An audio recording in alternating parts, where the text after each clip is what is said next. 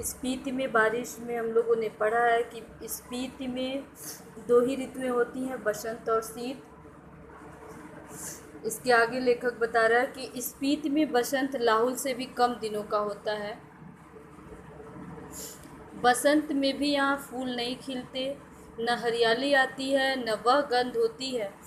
दिसंबर से घाटी में फिर बर्फ़ पड़ने लगती है, अप्रैल मई तक रहती है। यहाँ ठंडक भी लाहुल से ज़्यादा पड़ती है। नदी नाले सब जम जाते हैं, हवाएं तेज चलती है, मुंह हाथ और जो खुले अंग हैं उनमें जैसे सूल की तरह चुभती है। मतलब हवा इतनी तेज होती है कि शरीर में ठंडक चुभती है। स्पीति में लाहुल से भी कम वर्षा होती है। मध्य हिमालय मानसून की पहुंच के परे है। यहाँ बरखा बहार नहीं है। कालिदास को अपने ऋतु संहार में यहाँ वर्षा का तो संहार ही करना पड़ेगा। कालिदास में वर्षा का क्या ठाठ है। यह वर्षा वर्णन इस प्रकार शुरू होता है। बोल रहे स्पीति में लाहुल से भी कम वर्षा होती है। कालिदास एक संस्कृत के महाकवि हैं और उनका ग्रंथ है ऋतु संहारम जिसमें इन्होंने पावस ऋतु का वर्णन किया है। बोल रहे हैं कि यदि ऋतु संहार में कालिदास को यहाँ वर्षा के बारे में लिखना होता तो वर्षा का ही संहार करना पड़ता। उन्होंने लिखा है अपने ग्रंथ में, प्रिय जल की फुहारों से भरे बादलों के मतवाले हाथी पर चढ़ा हुआ, चमकती हुई बिजलियों की झंडियों को फहराता हुआ और बादलों की गरज के नगाड़े बजाता हुआ, यह कामी जनों का प्रिय पावस, पावस मतलब वर्षा ऋतु, राजाओं का सा ठाट बाट बनाकर आ पहुंचा। यह पावस यहाँ नहीं पहुँचता है। कालिदास की वर्षा की शोभा विंध्याचल में है, हिमाचल की इन मध्य की घाटियों में नहीं है। मैं नहीं जानता कि इसका लालित्य लाहुल स्पीति के नर नारी समझ भी पाएंगे या नहीं। वर्षा उनके संवेदन का अंग नहीं है।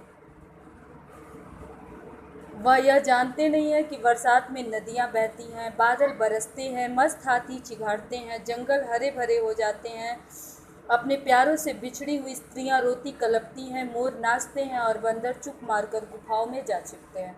बोल रहे हैं कि स्पीति और लाहुल के लोग वर्षा ऋतु के बारे में नहीं जानते कि वर्षा ऋतु से वातावरण में कौन कौन सा परिवर्तन होता है, क्योंकि वहाँ पे वर्षा होती नहीं है। अगर कालिदास यहाँ आकर के कहें कि अपने बहुत सारे सुंदर गुणों से सुहानी लगने वाली, स्त्रियों का जी खिलाने वाली, पेड़ों की टहनियों और बेलों की सच्ची सखी तथा सभी जीवों का प्राण बनी हुई वर्षा ऋतु आपके मन की सब साधे पूरी करे, तो शायद स्पीति के नर नारी यही समझेंगे कि यह देवता कौन है, कहाँ रहता है, यहाँ क्यों नहीं आता। स्पीति में कभी कभी बारिश होती है। वर्षा ऋतु यहाँ मन की शाद पूरी नहीं करती। धरती सूखी, ठंडी और बंध्या रहती है। स्पीति में साल में एक फसल होती है। मुख्य फसलें हैं दो किस्म का जौ, गेहूँ, मटर और सरसों। इसमें भी जौ मुख्य है। सिंचाई का साधन पहाड़ों से आ रहे नाले हैं या उन पर बनाए पुल हैं।